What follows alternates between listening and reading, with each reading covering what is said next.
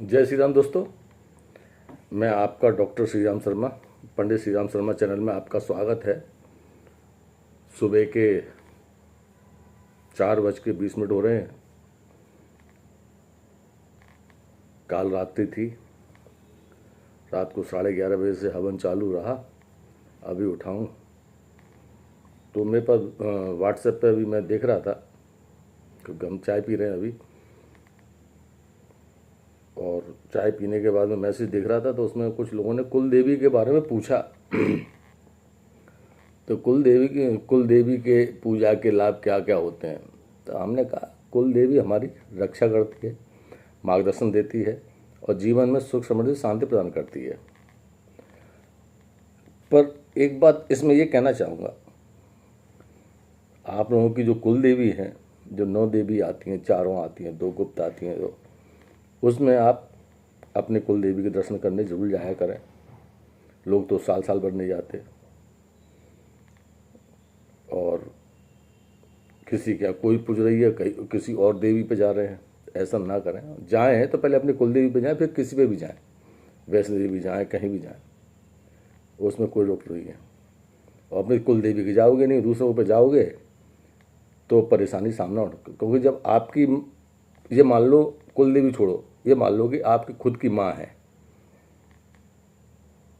कहीं भी जा रहे हो अपनी माँ से कह के नहीं जा रहे हो, दूसरे की माँ के पास जा रहे हो, पड़ोसी पे हो या 20 किलोमीटर दूर पे हो, कहीं भी हो, तो वो आपकी माँ दिल से क्या आशीर्वाद देगी कि मेरा बेटा सुखी रहे, बुरा भी नहीं कहेगी, क्योंकि माँ तो माँ है, वो देवी हो या खुद की माँ हो। तो इसका ध्यान रखिए, अपनी कुल देवी का जरूर। ये लाभ कहाँ कहाँ देती है कुल देवी, वो बताता हूँ। कुल देवी कृपा से हम और हमारा परिवार नकारात्मक शक्तियों और संकटों से सुरक्षित रहता है और परिवार की सुरक्षा करती है। परिवार के सदस्यों में प्रेम, एकता और सामंजस्य बना रहता है। परिवार में सुख शांति बनी रहती है। कुल देवी की कृपा से संतान की प्राप्ति और उनकी उन्नति होती है। संतान सुख प्राप्त होता है। रोग, पीड़ा और मानसिक तनाव से मुक्ति मिलती है। शारीरिक और मानसिक स्वास्थ्य अच्छा रहता है। स्वास्थ्य परिवार में सबका बढ़िया बना रहता है। आर्थिक समस्याएं दूर होती हैं, धन की वृद्धि होती है और जीवन में समृद्धि आती है। और सबसे बात है, सफलता की उन्नति बढ़ती है। जाते नहीं हो तो सफलता मिलेगी नहीं। कार्य में सफलता, कैरियर में प्रगति, रुके हुए काम पूरे होते हैं। हर काम में सफलता मिलती है, उन्नति मिलती है परिवार के सब सदस्यों को। सच्चे मन से पूजा करने पर कुल देवी हमारी मनोकामनाएं पूरी करती है। पूर्वजों का आशीर्वाद मिलता है, क्योंकि वो पूर्वज की कुल देवी है। हमारे परिवार की 7 पीढ़ी में जो आ रहे हैं उनसे पूजा करते आ रहे हैं, तो उसमें पूर्वज खुश होते हैं कि ये कुल देवी के जा रहे हैं। तो कुल देवी की पूजा से हमारे पूर्वज प्रसन्न होते हैं और उनका आशीर्वाद हमें बना रहता है। जीवन में कठिन से कठिन समस्या आ जाए, दुर्घटना आ जाए, बाधा आ जाए, तो उसमें रक्षा करती है, संकटों से मुक्ति देती है। आप किसी भी तरह से मान लीजिए, और मन में विश्वास, शांति, सकारात्मक ऊर्जा का संचार होता है, जिसमें जीवन सार्थक, आनंद बना रहता है। मानसिक शांति बहुत मिलती है, सकारात्मक ऊर्जा भर भर के मिलती है, इसमें कोई दो राय नहीं है। कुल देवी की पूजा किया करो, कुल देवी पे जाया करो। ये सनातन धर्म में कुल देवी और कुल देवता बहुत महत्व रखते हैं। और आजकल की जनरेशन जो नई टेक्नोलॉजी लेके आ रहे हैं, उसमें बड़े उल्टे सीधे सवाल भी करते हैं और इन चीज़ों को मानते नहीं हैं। जब चोट लगती है तब हम जैसे लोगों पे आते जाते हैं। कोई ठग लेता है, कोई कुछ कर लेता है, सच्चे लोगों पे नहीं पहुंच पाते, ये अलग बात है।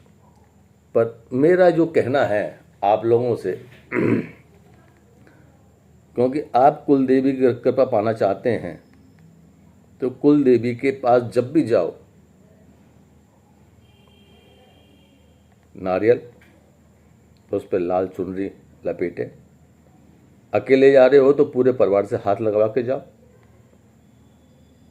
और सबसे कहो कि हम नहीं जा पा रहे हैं, हमारे परिवार के ये सदस्य आ रहे हैं, या पत्नी कहते पति जा रहे हैं, बच्चे कहें मेरे पिताजी जा रहे हैं, दादाजी जा रहे हों तो सब लोग ये कहें कि हमारे दादाजी जा रहे हैं।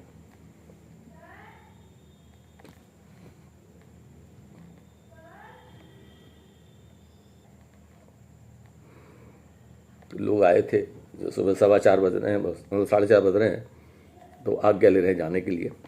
तो हाँ, मेरा कहने का मकसद ये है कि आप अपने परिवार के कुल देवी को जरूर पूजा कीजिए। जैसे रोज ना आप काम पे जा रहे हैं, धूप बत्ती दिखा रहे हैं, तो अपने कुल देवी के ओम कुल देव्य नमः इतना बोलने में क्या जा रहा है? 11 बार बोल दो, 21 बार बोल दो।